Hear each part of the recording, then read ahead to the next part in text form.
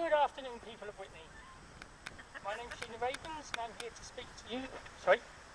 My name's Gina Ravens. I'm here to speak to you regarding bedroom tax and about this government and poor.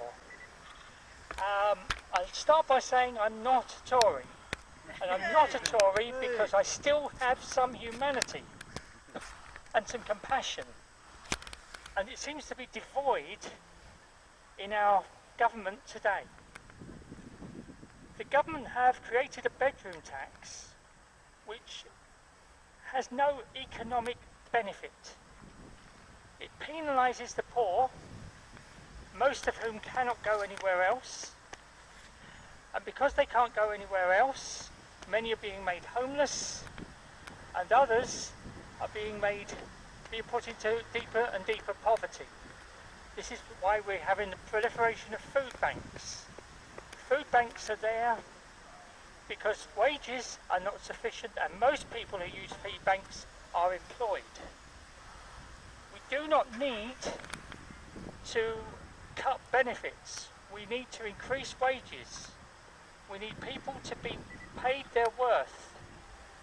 We need benefits to enable people to survive and survive reasonably well. If they're going to enter the job market at a later date when there are sufficient jobs, they need to be well enough to be able to do those jobs. The bedroom tax does not put more money into government coffers. It does not cut the welfare bill at all. What it does basically is put more money into the hands of private landlords. And when people go for housing benefit for private landlords, they're claiming more than they are for social housing.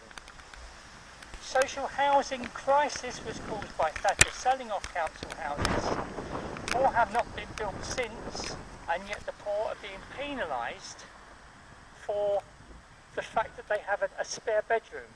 Now, I have a one-bedroom home. It was considered a secure tenancy, but there's no such thing anymore. If I had a two-bedroom home, I could dialyse at home because I have kidney failure.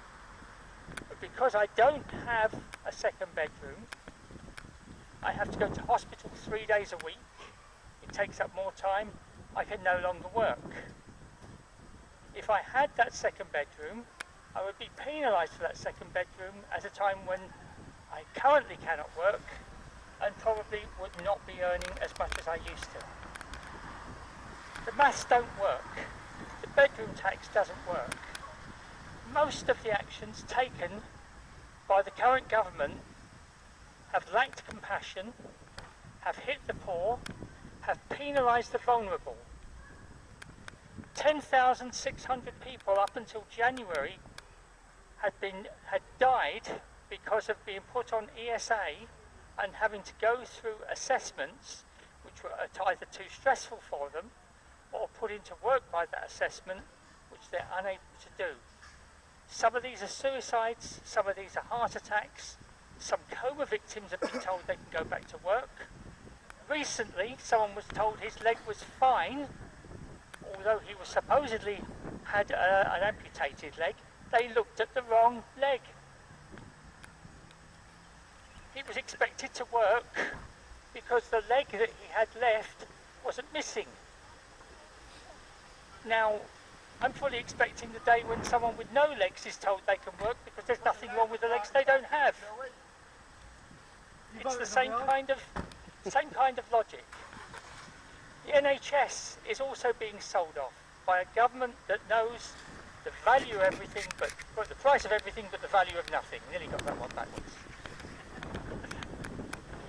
I think it should be necessary for somebody who's standing as MP should pass a test for emotional intelligence, should understand compassion, because those who would sell the poorest out, when the poorest are gone, will sell the next people out, and the next people out.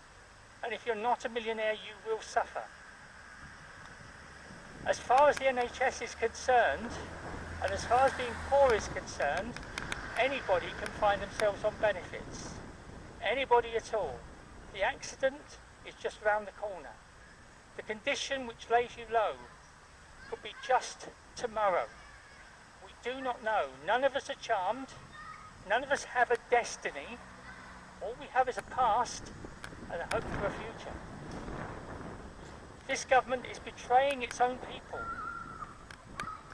Now, it's senseless for them to do this because they are politicising people. They are politicising the poor.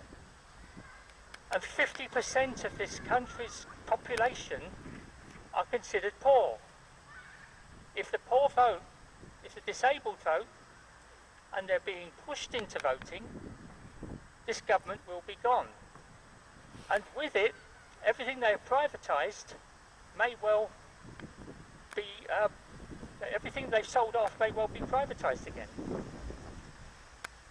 Everybody who has shares in something that should be a public utility may well lose value on that. Now, I'm hoping that some of the people who are listening to me still have a spark of compassion left, still have a spark of humanity. I'm hoping they're not the kind of people that would, if they saw someone in a wheelchair, push them over. But by voting for this government, that's exactly what you're doing. You're asking them to bully the poor. You're asking them to bully the disabled, the most vulnerable people. If you would not do that yourself, you must not stand for it. So stop the bedroom tax, stop the raid on the poor. Austerity does not work, it has been disproven. Austerity is a concept which fulfills an ideology, and the ideology serves only the very wealthiest. If you're not one of the 1%, you are the enemy.